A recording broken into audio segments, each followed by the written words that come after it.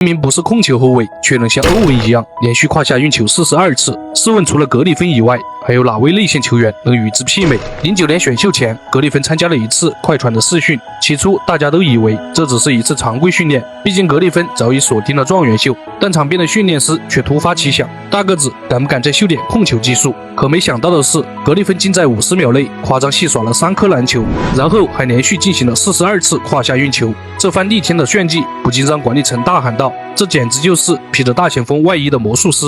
09年选秀大会，格里芬毫无疑问的力压库里和哈登，被快船用状元签摘走。但在新赛季开始前，格里芬却因膝盖骨折赛季报销。按常理来说，像格里芬这种依靠身体吃饭的暴力型大前锋，遭遇严重膝伤，基本上都是毁灭性打击。但奇迹的是，他竟然王者归来，不仅打满整个常规赛，还场均砍下22.5分、12.1个篮板。与此同时，他还暴力飞跃汽车，斩获全明星扣篮王，让自己的球衣销量冲击联盟前3。而随着克里斯保罗空降洛杉矶，与格里芬组成空接之城，两人的暴力美学更是席卷整个联盟。对阵雷霆一战时，他和保罗挡拆配合，迎着补防的帕金斯来了一记势大力沉的死亡隔扣。而据慢镜头显示，格里芬的左手按在帕金斯的脸上，让后者一脸茫然的表情成为经典画面。接着他又连续2次扣翻加索尔，令其颜面尽失。在两人完美的配合下，快船连续6年闯入季后赛，常规赛胜率均超恐怖的50%，甚至还打出过队史最长的17连胜。可即便如此，他们却始终无法突围西部决赛。2015年是快船最有机会杀入西决并拿下总冠军的一年。季后赛首轮，保罗用废掉的双腿在抢七惊险绝杀马刺，而格里芬则疯砍3双，成为阻击邓肯的关键。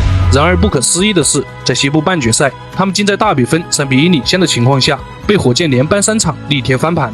尽管整个系列赛格里芬场均轰下26.9分、12.3个篮板，但依旧拦阻那一年发带帮的进攻火力。被火箭逆转7天后，格里芬的职业生涯出现离奇转折。他不仅和保罗产生了战术分歧，还和装备经理打架，导致右手骨折。自此以后，格里芬的伤病如影如随。2016年左腿四头肌撕裂，2017年脚趾韧带手术。空接之城的每一次起飞都以坠落而告终，但财大气粗的鲍尔默仍为格里芬献上了5年1.73亿的底薪，并将保罗交易至了火箭。本来管理层的决策是要扶正格里芬成为球队新王，然而意外的是，仅续约半年后，格里芬竟再次遭遇左膝韧带撕裂，这让管理层决定彻底重建，并将格里芬交易到了活塞队。虽然此举被外界视为商业背叛，但活塞还是看中了格里芬的剩余价值。2018到19赛季，伤愈归来的格里芬在汽车城打出了最后的高光表现。他不仅场均轰下24+7+5的数据，还带队杀入了季后赛。首轮面对联盟第1的雄鹿，格里芬左膝肿胀一度缠满护具，但他仍旧打着封闭强袭复出，在仅有的30分钟内狂砍27分、7篮板、6助攻，甚至还在防守端短暂的限制了字母哥，但球队仍以16分告负。来到关键的第4场，格里芬带伤拼到6番离场，燃尽了自己最后的能量。主场球迷全部起立，为其高呼 MVP。就像球迷说的那样，即便球队输球，但格里芬还是赢得了尊重，赢得了掌声。休赛期，格里芬接受了膝盖手术，他想在职业生涯的末期成为活塞最有力的得分点。然而等到复出时，曾经在联盟大杀四方的白魔兽却再也找不见了。